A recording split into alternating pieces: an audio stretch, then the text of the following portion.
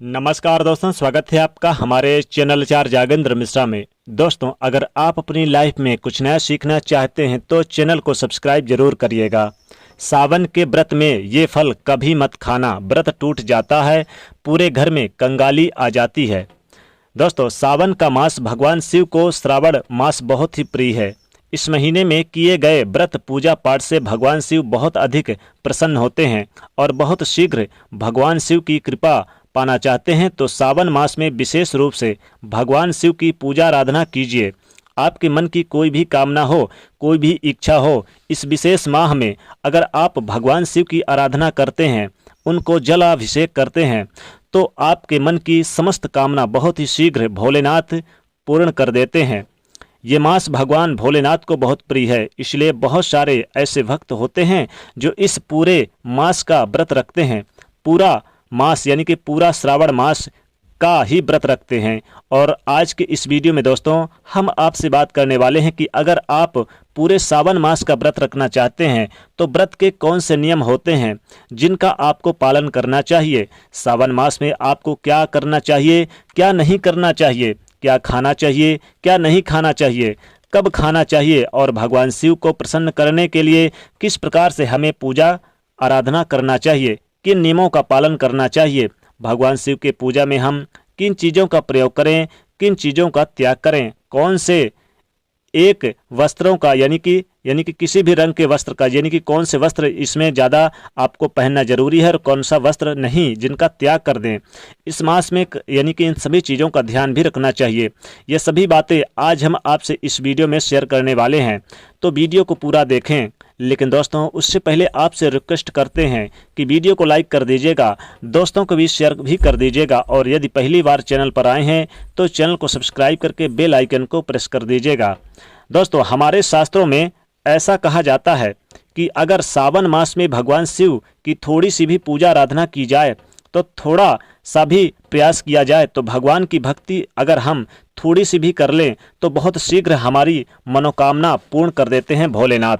मतलब जो हम बाकी के महीने में भगवान शिव की पूजा आराधना करते हैं, उसके बजाय सावन की पूजा आराधना का फल बहुत अधिक प्राप्त होता है और बहुत शीघ्र भगवान शिव की कृपा प्राप्त हो जाती है। सावन मास में भगवान शिव की पूजा करने से, क्योंकि इस महीने में भगवान शिव बहुत प्रसन्न होते हैं और प्रसन्न मुद्रा में रहते हैं। दोस्तों, बता दें कि उनका प्रिय मास यह सावन का महीना ही है। तो इस महीने में जब हम भगवान का अभिषेक करते हैं, उनकी पूजा आराधना करते हैं, उनकी कृपा पाने के लिए कोई व्रत रखते हैं, भगवान शिव और माता पार्वती की पूजा आराधना करते हैं, पूरे शिव परिवार का हम अभिषेक करते हैं, आराधना करते हैं, तो भगवान शिव की कृपा से हमारे मन की कोई भी कामना हो पूर्ण हो जाती है। तो इस महीने में लोग विवाह के लिए व्रत रखते हैं या फिर संतान की प्राप्ति के लिए रखते हैं और कई तरह की कामना के लिए व्रत रखते हैं। तो इस वीडियो में भगवान की विशेष पूजा आराधना कीजिए। तो इस महीने में, जी हाँ, इस महीने में भगवान की विशेष पूजा आराधना कीजिए।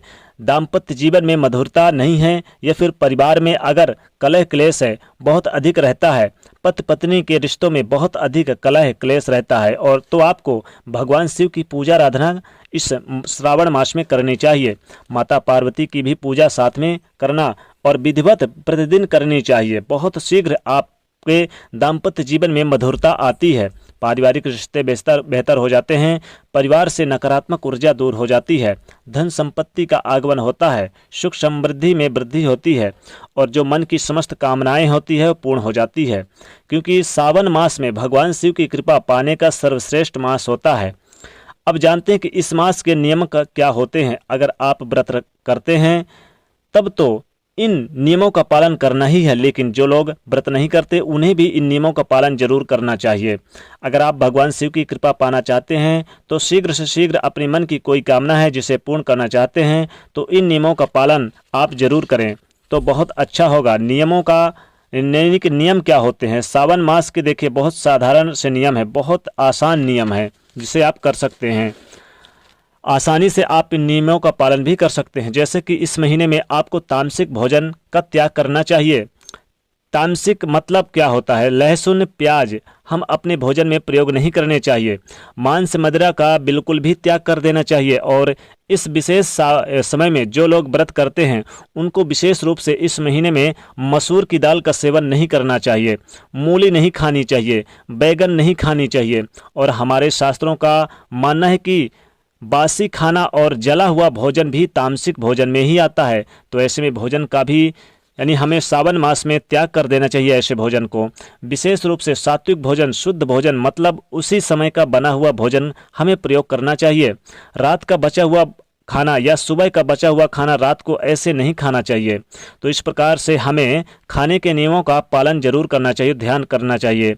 खाने में हमें क्या खाना है, कुछ भी शुद्ध सात्विक भोजन बनाकर हम खा सकते हैं। अब कुछ भक्त क्या करते हैं कि अगर आप पूरे सावन मास का व्रत रखते हैं तो आप एक समय भोजन कर लेते हैं। सावन के समय, सुबह के समय, अपनी सुविधा के अनुसार जिस भी समय भोजन करना चाहते हैं आप एक समय भोजन का प्रण लेते हैं और फिर आप व्रत का नियम करते हैं। और कुछ वक्त दोनों ही समय भोजन कर लेते हैं, जैसे कि दिन में 2 बार भोजन कर लेते हैं लेकिन वो तामसिक चीज़ों का त्याग कर देते हैं। तो ये नियम आप खुद ही निर्धारित करते हैं, आपके अपने ऊपर ही निर्भर करता है कि आप कितने शारीरिक रूप से सक्षम हैं। इन नियमों का पालन करने के लिए आप यानी कि भोजन करते हैं तो एक ही समय भोजन करें, निश्चय कर लें और सात्विक भोजन ही करें। यानी कि एक बार भोजन करें और आप निश्चय करें कि हमें सात्विक भोजन ही करना है।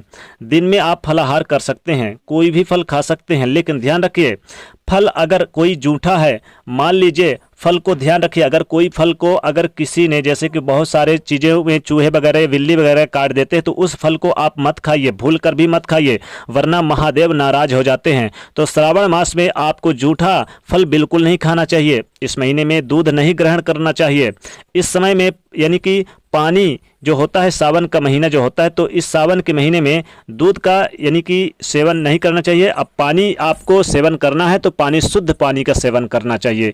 नहा धो के शुद्ध पानी जरूर लेकर आएं। और दूध से सिर्फ भगवान का जलाभिषेक होता है, इसलिए यानी कि इसका सेवन नहीं करना चाहिए। तो इस तरह से आप सावन के नियमों का पालन करें। जैसे फलों में आप कोई भी फल खा सकते हैं लेकिन जूठा फल बिल्कुल मत खाइए। और भोजन में आप सात्विक भोजन खा सकते हैं। सावन के महीने में आप वाद विवाद आपस में क्लेश ना हो, इस बात का आपको ध्यान रखना है। झूठ ना बोले, किसी की बुराई ना करें। इस पूरे सावन मास में मदिरा का सेवन, मांस मदिरा का सेवन बिल्कुल ना करें, त्याग दीजिए। इस प्रकार से आप नियम लेकर भगवान शिव की पूजा आराधना कर सकते हैं। भगवान शिव की आराधना किस प्रकार से करें ताकि भगवान शिव प्रसन्न हो? तो हमें इस महीने में भगवान शिव की आराधना के लिए क्या विशेष करना चाहिए? तो सावन के मास में भगवान शिव की भक्ति के लिए सुबह जल्दी उठे, ब्रह्म मुहूर्त में उठे, स्नान ध्यान करके यानी कि स्वच्छ कपड़े वस्त्र धारण करके मंदिर जाकर पूजा पाठ करें। पूजा में आप भगवान शिव को क्या चढ़ाएं क्या नहीं, देखिए सफ़ेद पुष्प बहुत प्रिय होता है, मदार, बेलपत्र चढ़ाएं। साथ ही साथ शिव शंभू जी को आप मदार के साथ साथ आप इस दिन कई तरह के सफ़ेद पुष्प भी अर्पित करें और फल अर्पित करें और सफ़ेद चंदन अर्पित करें, सफ़ेद वस्त्र अर्पित करें। आप क्या पहने क्या ना पहने, देखिए अगर आप पुरुष हैं तो सफ़ेद वस्त्र आप धारण कर सकते हैं, लेकिन अगर आप महिला हैं तो महिलाओं को सफ़ेद वस्त्र ना धारण करके बल्कि आप हरा, पीला, नीला वस्त्र धारण कर सकती हैं। अब यहाँ पर सवाल ये बनता है कि जैसे कि पुरुषों को काला वस्त्र भूलकर भी नहीं पहनना चाहिए, काला वस्त्र बिल्कुल भी ना पहने। और ख़ासकर आप काले वस्त्र को आप दूरी बनाए रखें क्योंकि इससे भगवान शिव शंभू नाराज हो जाते हैं।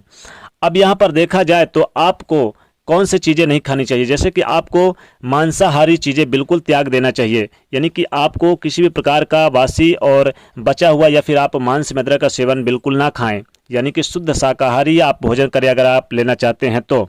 और देखिए आप हल्दी का प्रयोग भगवान शिव की पूजा में भूलकर भी ना करें, कुमकुम का भी प्रयोग भूलकर भी ना करें, अर्पित ना करें। केतकी का फूल भगवान शिव जी को पूजा के समय बिल्कुल भी अर्पित ना करें। साथ ही तुलसी जी भी भगवान शिव जी की पूजा में अर्पित ना करें।